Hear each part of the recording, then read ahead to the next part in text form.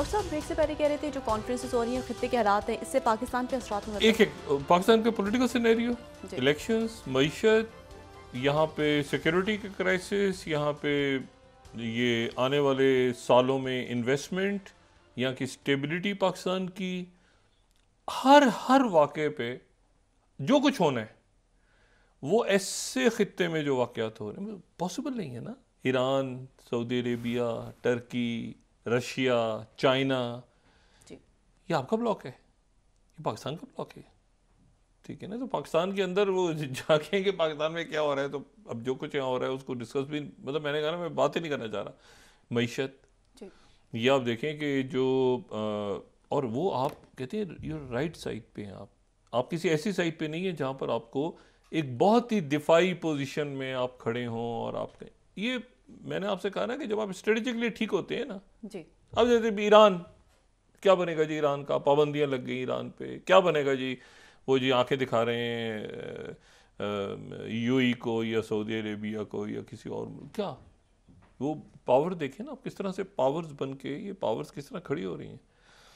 और वो कैस्पियन का मसला हल हो गया और ये हो गया और वो हो गया, तो ठीक है, दुनिया जो है वो मतलब है कि बहुत तेज़ी के साथ तब्दीलियाँ आ रही हैं।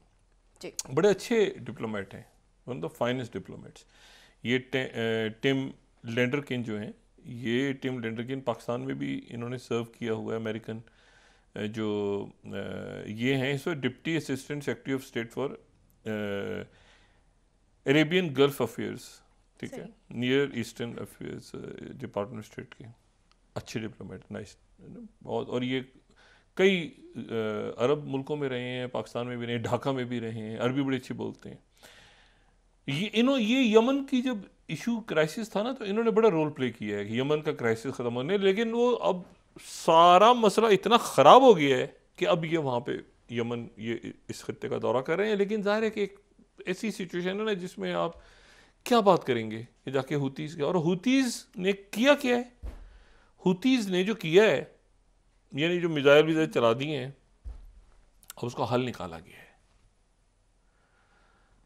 अब आप इस हल को अगर सोचें कि हुतीज़ के रॉकेट्स, ये कोई मुल्क नहीं है, हुती बागी जो हैं जी। अब तो बाकी नहीं, अब तो उनकी सुलह हो गई आपस में। हुतीज़ के लिए हल क्या ढूंढा गया है, मैं तो इसको पढ़ें और आदमी सर धुने। 31वीं slide, US in talks to form new Red Sea task force to guard commercial ships in Red Sea. एक नई टास्क फोर्स अमेरिका तश्कील दे रहा है। ये क्या, कहाँ पे फंस गए हैं अमेरिकन को, हुतीज से। अब मुझे बताएं, हुतीज मतलब जाहिर है जो कुछ हो रहा खत्म है, मैं ये तो नहीं कह सकता नाच रहे होंगे, मतलब सोच रहे होंगे कि ये क्या हुआ क्या है। पूरी टास्क फोर्स जो है वो बना रहे हैं, अमेरिका बना रहा है। और ये देखें ना 34 स्लाइड, एसोसिएटेड प्रेस ने इसको कहा, मैं इसको खबर को पढ़े आप, US and allies in talks on naval task force. उसमें जहाज कहीं साउथ चाइना सी से आएंगे, कहीं इधर से आएंगे, कहीं उधर से आएंगे, कहीं इधर एक नई टास्क फोर्स बनेगी, उस पर हेलीकॉप्टर, उसमें ये मिसाइल लगेंगे, क्या लगेंगे, किसके खिलाफ, हुतीज़ के खिलाफ। और मतलब ये एक, मैं कहता हूँ लफ्ज़ इस्तेमाल किया था कि ड्रैग हो गए, सक हो गए यहाँ पे बुरी तरह से जी। और ये जो है ये अब आप ये देखें, अच्छा वहाँ पे नेतन्याहू के खिलाफ जो है अंदर मूव शुरू हो गई है, सही।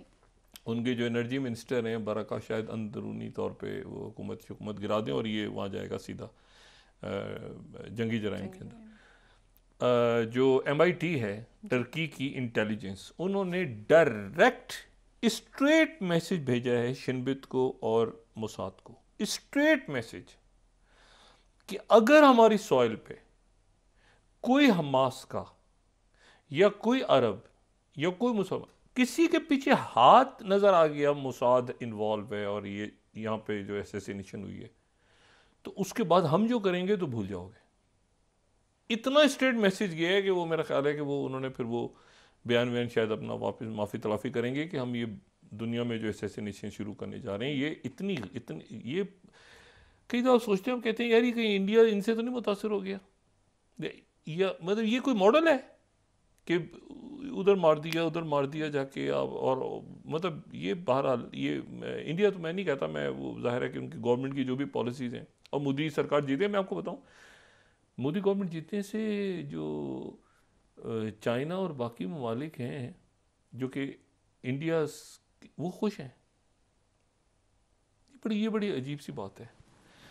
वो कह रहे हैं कि ये मज़ीद जो कुछ होने जा रहा है उसमें मोदी साहब का जीतना उन सबको सूट करता है।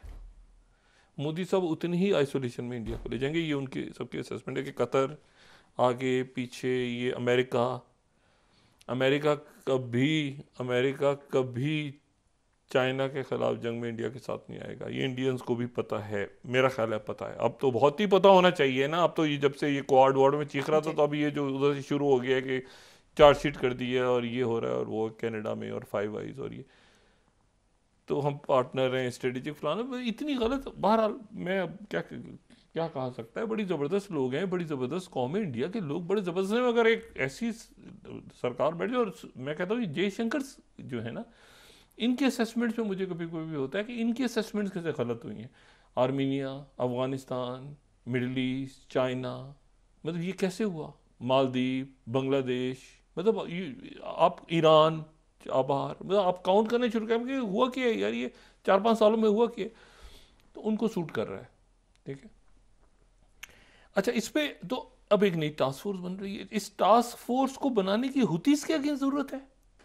यानी आप, अच्छा, क्योंकि सऊदी अरेबिया ये सारे इन्होंने कहा आपने जो करना है करो। हूतीज ने बल्कि यहाँ तक कह दिया था कि हमें जाने की, हम लैंड रूट दिया जाए, तो इन्होंने कहा लैंड रूट नहीं देते, उन्होंने यहाँ पे एंगेज कर लिया। कभी सोमालिया आ जाते हैं, कभी हूतीज आ जाते हैं, कभी एक जहाज़ वहीं खड़ा हुआ है अभी तक।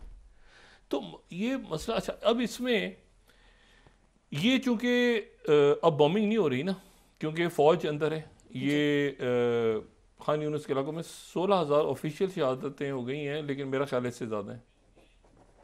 तो ये बॉम्बिंग नहीं हो रही अब, क्योंकि अंदर फ़ौज मौजूद है।